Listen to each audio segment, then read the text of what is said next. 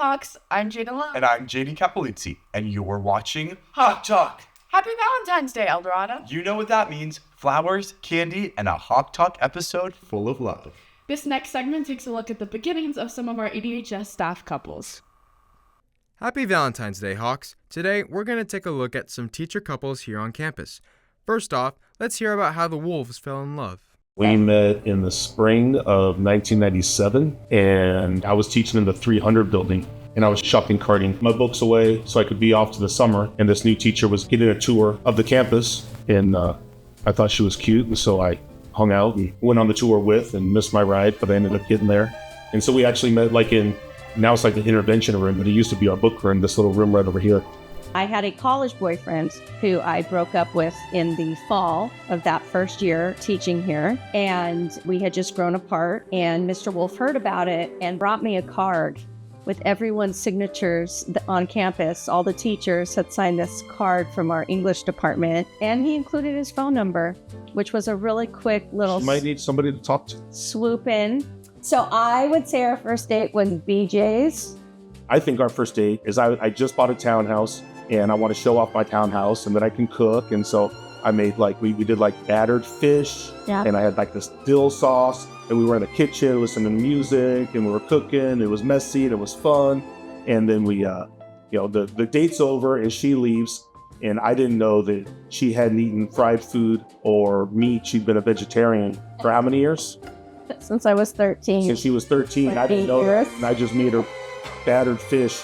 Mr. Wolf and I have been married for almost 26 years. We've been together for almost 29 years.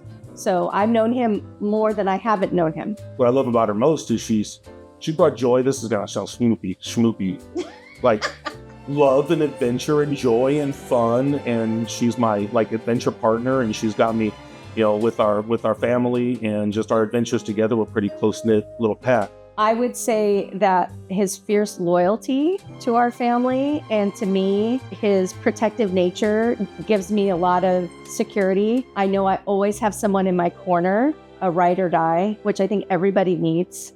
And if you could find that in a spouse, you've kind of hit the jackpot.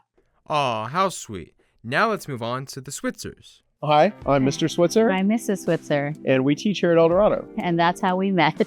He was hired first, and then I was hired as a student teacher. I didn't have a classroom, so I was in a different room every period, and one of the rooms that I was in was his. So we were already friends, and then I was in a long-term relationship and got dumped, and then Mr. Switzer and I started dating a couple months later. We were very good about not saying anything to anyone.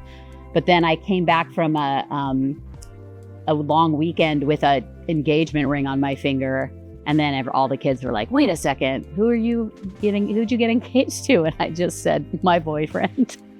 Yeah.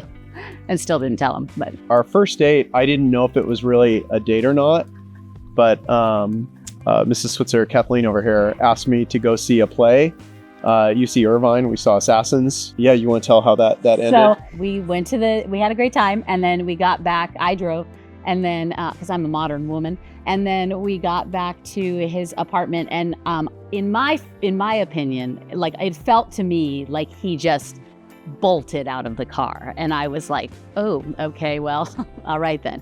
And I got home, and I sent him an email that just kind of said, I had a really nice time, and I'd love to see you again. And this is back when email made that sound, the right? The mail going through sound. You've got mail. You've got mail. Right? It made the sound send, and then one came back, and it was from him saying basically the same thing. And then we saw each other next day in the copy room, and it was really awkward because we were like, did you get my email? Yeah. Did you get my email? Yeah. Okay. Yay. Workplace romances. Yep. Well, if that story didn't convince you true love exists, maybe this next one will. We sat down with Mr. Newbert and went in depth on the psychology of love. Let's check it out. If we're thinking in terms of Valentine's Day, attraction works with physical attractiveness. I mean, that's something that sparks an interest in other people, but you've got to be near those people. So proximity is a factor. It's the whole notion of love at first sight is less of a thing than familiarity. It's really familiarity and similarity that are big ideas. body and the brain, we are all walking CVS pharmacies out there. We're really complicated in terms of the neurotransmitters and hormones that flood through our bodies. And so in terms of brain chemistry, if you find being with someone rewarding, then dopamine is one of those things that's involved, at least in the reward circuit. The love hormone, which the hormones travel in the blood, is oxytocin. And so a hug from a friend, a love interest in spending time with them, bring a rush of oxytocin. So it's the feel-good hormone. That early passionate stage of love doesn't last, thankfully, forever. And what you want to slip into eventually is a more companionate type of love where there's a mutual trust. You're not so on pins and needles about whether this person's going to like you and is it going to work out. You've sort of figured each other out.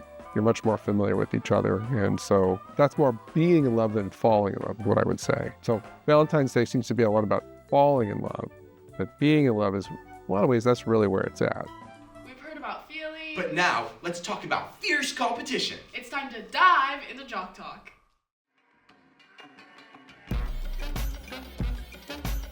Hey Hawks, welcome back to Jock Talk. You'll notice there's a bit of a scene change, and that's because we are here at the Girls Water Polo CAF Round 1 game, and we're taking Jock Talk on a walk.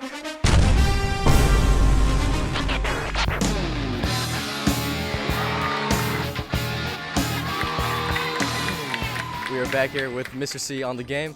Mr. C, how are we doing here at the first round of CAF? Right now, girls water polo's up 3-1. It's dub season here at the pool deck. It's amazing. What do you think about the team's performance this season? It's fantastic. Getting a #1 seed, Division 5. These girls, man, they're the heart and soul of this pool right now. So hopefully they get the win tonight. We get to round 2 and fill the nest. Let's go start a chant. Let's go, Hawks! Let's go! So, what do you guys think? It felt great. It feels like our hard work is paying off. I think it was good. We did pretty great. good. It was pretty good. I think we made a lot of mistakes, but I think we learned from all our mistakes and fixed them in this game from previous games we had before. Hawks win. We're making it to the Super Bowl. I've been Baron Symes, and this was Jock Talk on a walk.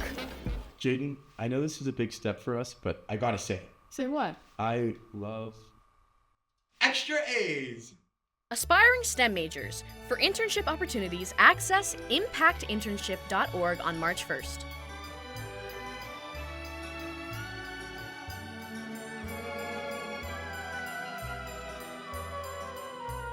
Hawks, yearbook orders are open until this coming Monday. Visit the finance office or web store with $95 with ASB and $100 without to purchase. Reminder, grad night ticket prices increase again on February 28th. Forms of payment can be turned in to the front office. Seniors, FAFSA deadlines are fast approaching on March 3rd. The Yorba Linda Cultural Arts Center is putting on a student arts showcase, Artsology, on April 5th from 11 a.m. to 3 p.m. Have fun! Community service opportunities on Sundays for the Placentia Pony Champions Division and March 16th for the Shamrock and Run. If interested, email or see Ms. Clemmer respectively.